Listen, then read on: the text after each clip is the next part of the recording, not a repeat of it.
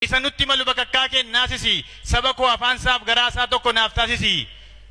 Isa lafaa kee fayyaa nutti maqu seexanni lafa qeeraa dheedachitti maqu. Isa daddanu qooduu ta'e hojiif yaadni isaa akka obbo abbaa sukkaaraaf obbo abbaa xiyyaaraa hadhiibamu faanni isaa jedhaati kadhadhaa kadhaan jedhu seena baay'ee nu barbaachisa.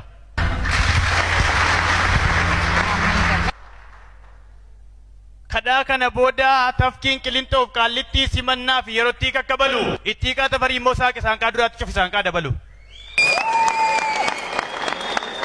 Dambalii lamuu gadaa farda yaa bebbaan sayyoo arganii dhabuu kanaa nu baraari waaqayyoo jedhe geeraraan tokko naaf hin dhufne maqaansa dhugaa jedhe namni sun qulqulluudha garaansa.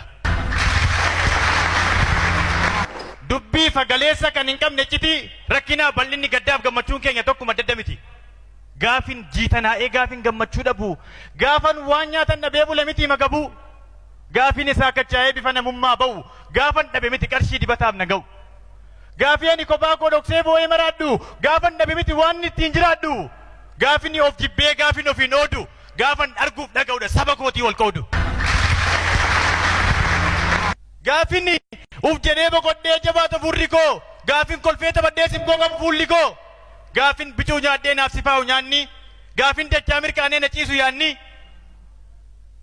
gaafin utuun qabaatiin qabaa caalu lamni koo gaafa waamee wal dhagee tokko ta'edha sabni koo. Anis beeka atis beekta wanti hin jedhe dabaaree Oromoon tokko malee booqaa burree qabaaree. Agaan dubbadha malee meeffachuu miti haasaa warra beekan biratti jechi Oromoo jedhu gatii guddaa baasa.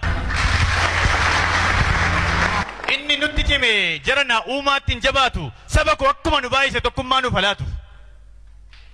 Horiin horiirraa ceete marrattee gadoodaa sagal foolii fuuti dhugaa qabdi firaa walirraa adda baanaan bineensa faan buuti.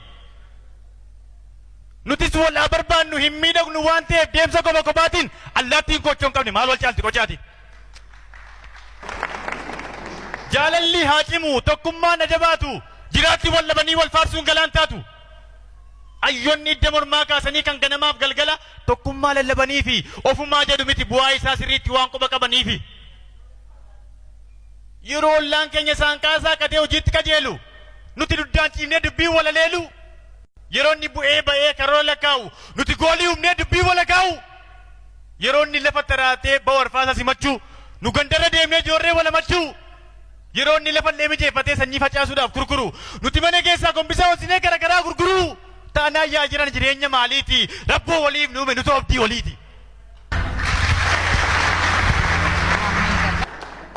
Qee warra guddaa jennee lafa jirree qaaniidha Oromoo guddummaa yoo gidduu keenya jirre dubbii fagaleessa kan hin qabne chiti oduu walirratti ofuun homaa hin qabu hiika wal ta'uu miseessee garaagar nu diiga.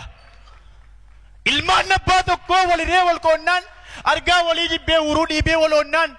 Jibban maammila horatee gatiin jaalala cabaa jireenyatu hiika dhabee jiruun hiika dhabaa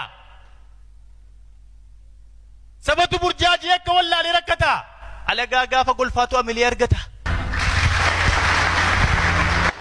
ayyota harkaatu kallattiin ni dhima gadheef gaarii foon yaddaan baasuutu cimaa sabaa sababii qaba tokkummaan taanaan irruu darbees waanuun jedha lafeen taadhisaaf irruu.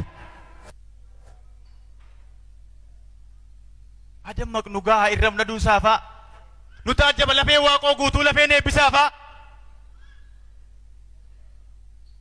arreeyta yaannu seenaan namaaf hin iltu jamaa nu taajjabas lafeen elemoo qiltu abalu sirriidha abalu sirrii miti jedhaan jiru bata kan caalu sabicha kan caalu ummata.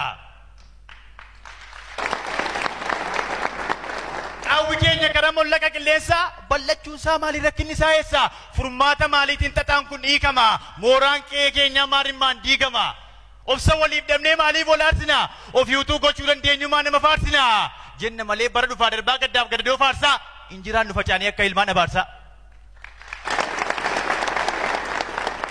Sababa uumanii wal gaarreeffachuurra darga wal ilaalaa walirraa siquurra walitti siqanii wal gorfachuu caala. Anatu caalaadhaa yoo wal dhaga'uu didan waraabuu beela'eef soora ta'u malee qabxii eegamu fidan. Midhaan daraaree jira qatee yeroo isheetu bineensi mannee wal guurtee yaati dhugaadhaan seetu mari'atan malee mala qopheessaa boollaaf dukkana firri bineensaa.